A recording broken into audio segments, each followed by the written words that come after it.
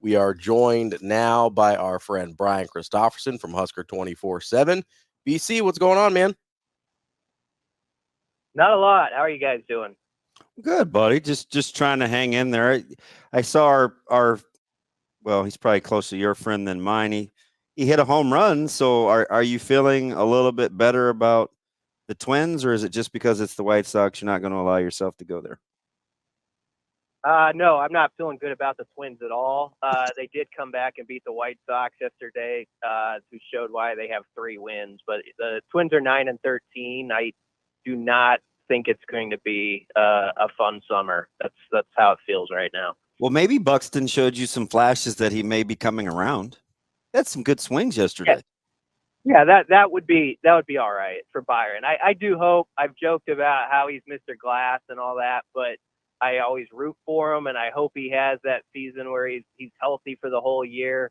But now we've got kind of Mr. Glass 2 on our team, Royce Lewis, who's the greatest kid in the world and a great talent, but he keeps getting injured just like Byron does. So I don't know. There's just kind of a cloud around the season already, but that's all the listeners probably want to hear about Twins baseball right now. Well, here's the beautiful thing. If you're into streaks, like baseball is a lot, 5 is the biggest number, and that's the Guardians wins in a row and the White Sox losses in a row.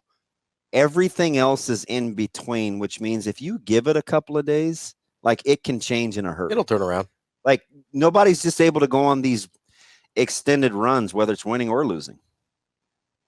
That's true. And to Mike Schaefer's credit, big Guardians fan, he's not been talking any smack yet. So I bet he doesn't. I bet he's wondering if his pitching can hold up. Yeah, I think he's a little. They can rake. Skeptical. Yeah.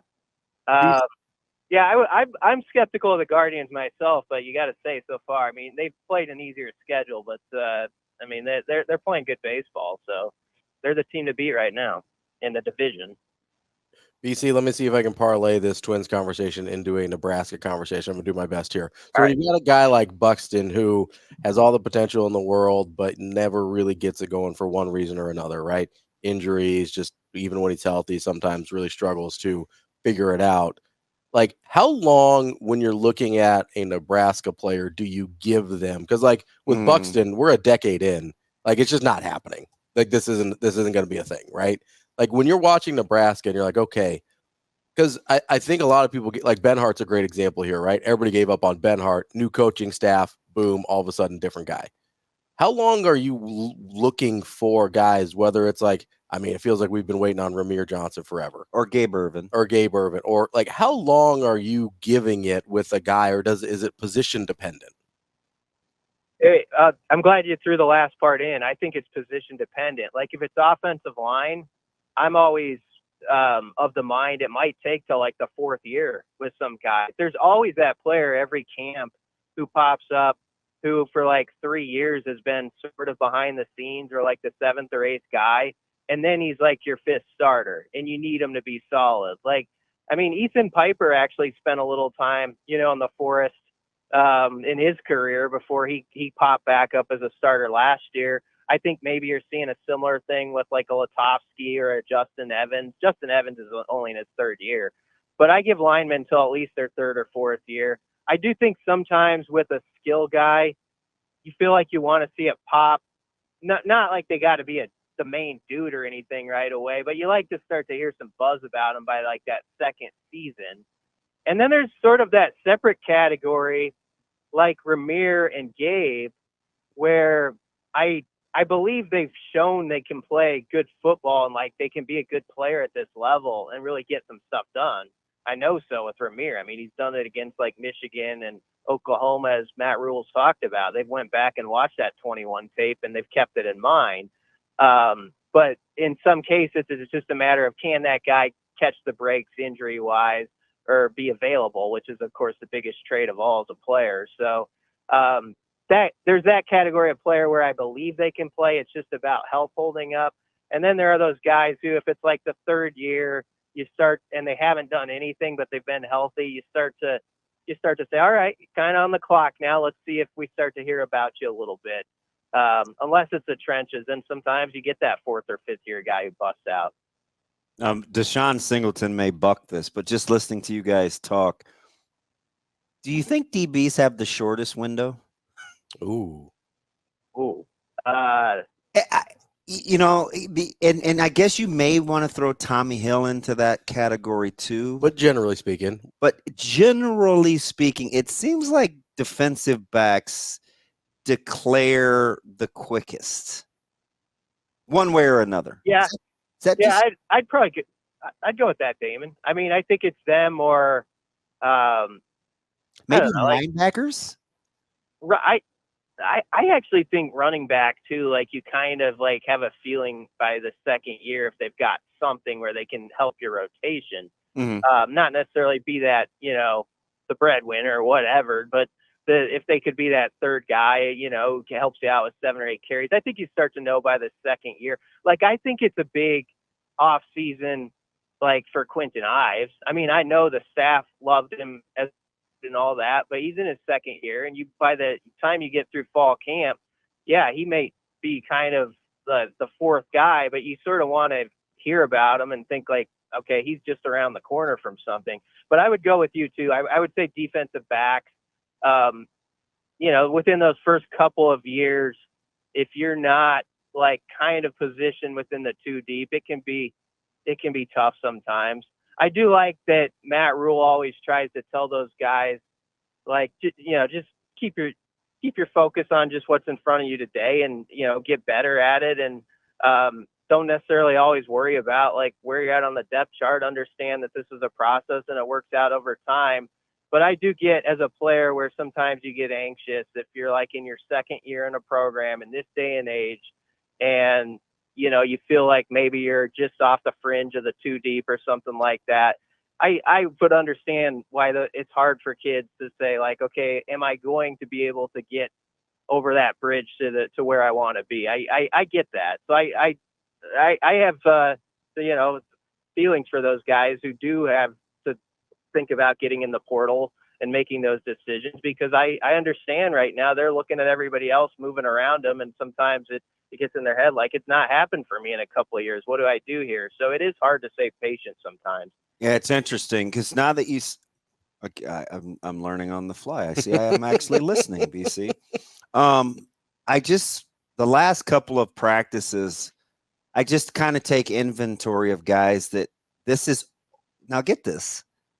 After all what you just said, there are all these guys that this is just their second go around of a spring practice with this staff. Yep.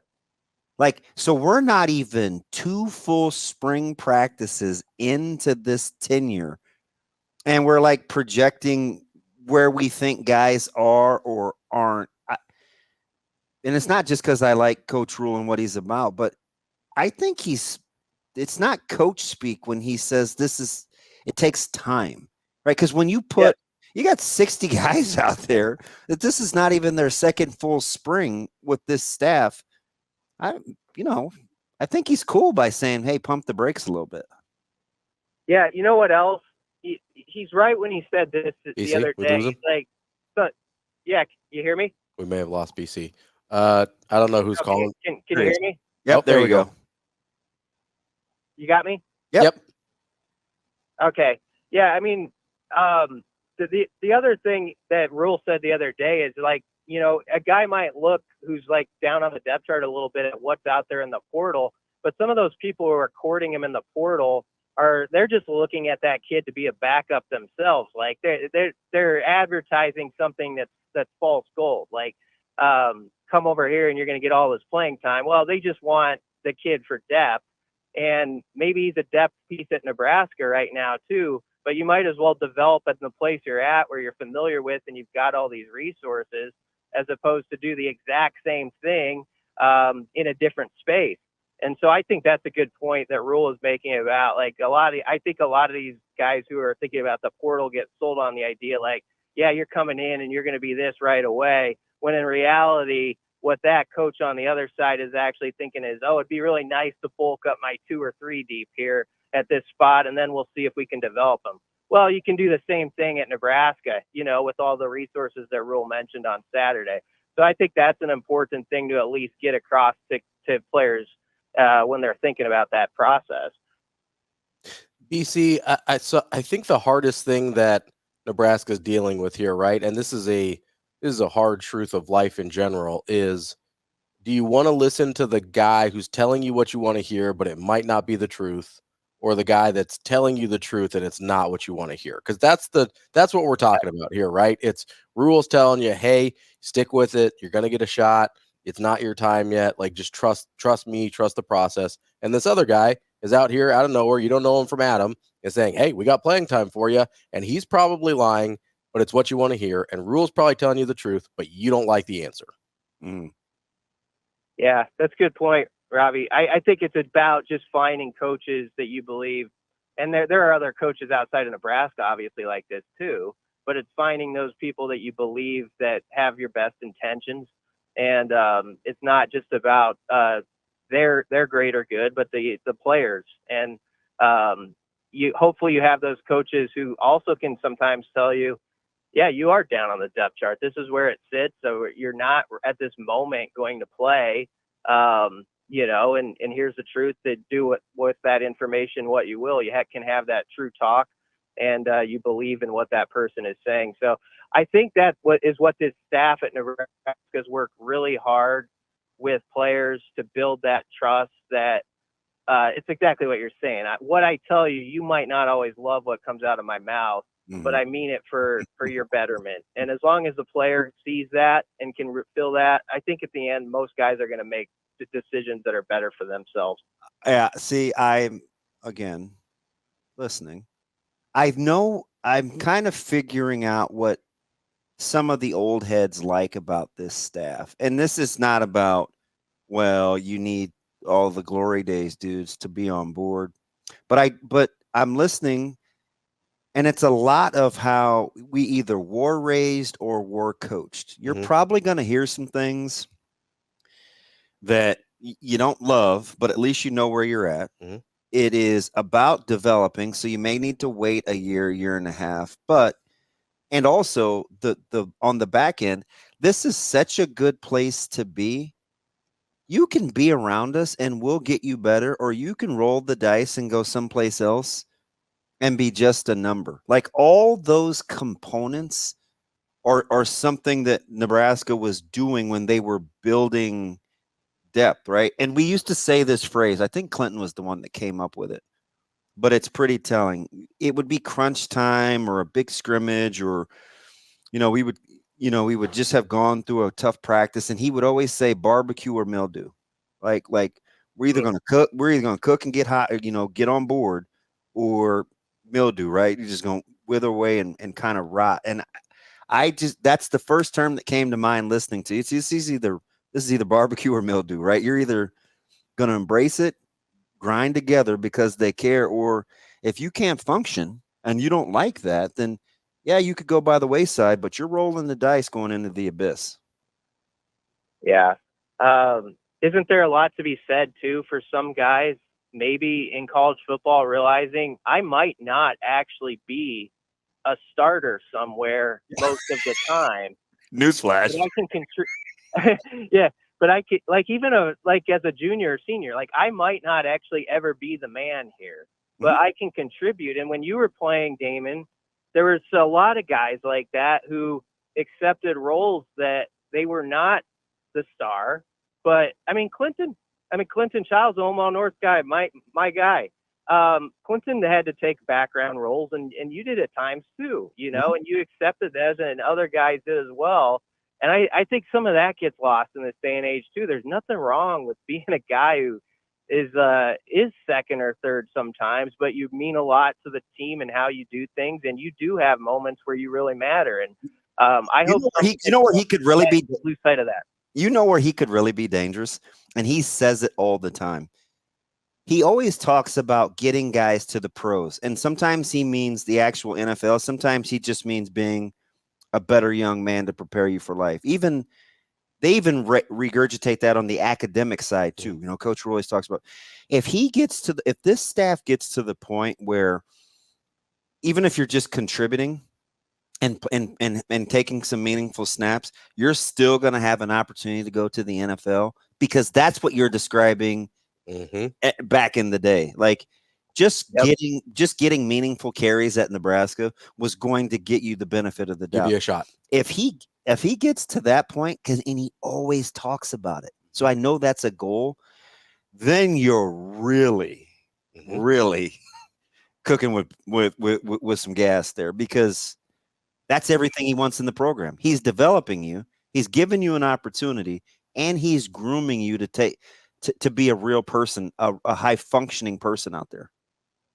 Yeah, we got a fascinating story going. I mean, I think that what they're trying to do is bucking the trend of what's going on all around them. I mean, 100%. The portal opened up last week in our network at 24/7 Sports. When that first day that thing came open, we have all these emails from people, and it's for fair reason. They're like, get on this. This is like, who's leaving? Who are the 10 guys leaving? Who's coming in? All this stuff. It was like a holiday, like sort of like signing day. Like what's going on here? You got to maximize this.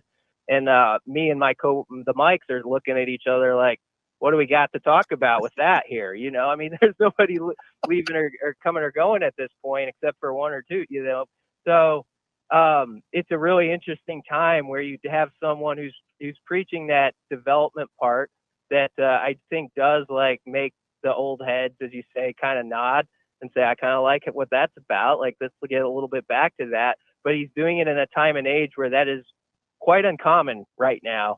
And it's just going to be fascinating to watch how that sort of plays out, and how those two ideas combat each other or whatever. But it's pretty interesting. I mean, could you be an Adam True where you had a good year and a half, and it's good enough to get you a third round? Now, get it. I knew he could long snap, and that was part of it. But Adam, like, how forgotten of the pipeline and the offensive line as a guy like Adam True. And you can do that with other guys as special teamers, right? Like if you can play special teams in the NFL, Jamel Williams, like there's a lot of those guys where it's like, oh man, I still got a chance. Just hang in there. Yep, that's good. Stick with it, and you can contribute here. You could maybe start here, and there is going to be pro opportunities with it. I think within that, it's also about be Adam True. Yeah, that's a good point. And it's also about stacking up those guys who are unheralded, not written or spoken as much about, but are going to be those really key guys to winning. And a guy like Lindenmeyer or somebody like that, you're building up these blocking tight ends and guys, maybe they can do more than that, but they're guys who are going to accept unsung roles that are going to be very valuable. I always think of like Matt Shaw in that example. When I was a kid, as like a tight end who didn't get a lot of pub, but played key snaps. Guys like that are going to be huge if this thing's going to really take off, that we don't talk about much, but you'll look up one day and you'll be like, oh, that guy played 35 snaps and they were big snaps on some Big Ten Saturday. Those are going to be the guys that decide winning and losing, I think. Stuart Bradley. You wake up and like Stuart Bradley's in the league going on his fourth year in Philly, and you're like, how'd that happen? Yeah. That's a great story. You know what? So that's just listening to you guys. I'm like, that's got to be what he's talking about. But part of that there, right, is it requires something of the players that's uncommon, especially today. To hang in there, you mean? Not just that, but self-awareness, right? Oh, yeah. To be able to say, hey, right now, I'm not that guy. Maybe I can be that guy someday, but right now, I'm not that guy, whether I'm at Nebraska, whether I'm at A&M, whether I'm at Colorado, wherever I go, that's not going to change who I am. And right now, I'm not that guy. Just because, what did he say the other day about the scrimmage? Right? He goes, just because you won the scrimmage doesn't mean it was good enough. Yeah. Right? Like, just because you go and be a starter somewhere else doesn't mean you're good enough yet. Right? It's like he was talking about the offense, BC. It probably drives him crazy that people took and ran what he said about the offense, but he gave you context. He said, since I've been here. He didn't say that's good enough to beat UTEP or Colorado. He just said, since I've been here, that's as good an offensive day as we've had. And like, we couldn't even handle that, but he's telling you the truth, right? Like, and then he gives you even further context about the quarterbacks and extended plays and letting stuff go. Like that's, I don't know, man. He's trending in the right direction, in my opinion. Yeah, I think so. Yeah, and that's important. You got to always remember whatever is said in the spring, and the coaches would say this, I think, too. It's within the context of like comparing it to other off seasons, and like you say, it's hard to like size up. Well, what does that mean in October against so and so? Like, I think sometimes we take information and we act like, oh, they're declaring, they're throwing the Kool-Aid at us. You know, they're going to win 9 games. And that's our fault. That's our fault. That's not his. I love Kool-Aid, BC. In my opinion, because all he can do is disseminate the information. What we do with it is on us. I'm a firm believer of that. Yeah. I'll tell you what, he's good up there. I mean, and I think it's genuine. I like the way they're building it. I was a fan of this hire, but long before it happened, I remember we were doing podcasts back when Nebraska was first trying to find the coach, and Matt Rhule was still at Carolina. And I was looking at what he did at Baylor and Temple and just how he kind of developed programs, and he took his time with it. And I just thought, man, that's kind of what Nebraska needs. So I'm glad he's here and that we're getting to watch this play out and see if it works here. I mean, there's a lot of things that sound right to me and make me feel like that's the way you're supposed to do it. It is just interesting that he's doing it with the backdrop of college football's even changed dramatically since he was last coaching in this, college, and with the portal and the way it's popping and all that stuff. So you do have to get the right type of kids, because as Gabe Irvin said, yes, he said it. He said, it's not for everybody. And I love when you have kids that like can acknowledge that and say like, it's for me, but I know it's not for that guy over there maybe. And so they understand that you got to have the right type of player and the right type of mindset for that to work. Hey, BC, real quick, about 30 seconds here. Dylan Edwards in the portal, previously visited Nebraska under the last staff. You or your colleagues hearing anything about potentially any consideration for Nebraska, or if Nebraska's interested at all? I haven't heard more than just like Nebraska's name floated, but I haven't heard that from someone reputable that I would say like go get excited about it. Kansas State has always felt like it could be that place for him, but it'll be interesting the next 24 hours or so, sort of what comes out. I think today could be interesting on that front, no doubt. BC, we appreciate you. Great conversation today. We will catch up with you again next week. Thanks a lot, guys. That's Brian Christopherson, Husker 24/7. Coming up next, we got Andy Kendi from KETV here on Hurrdat Sports Radio.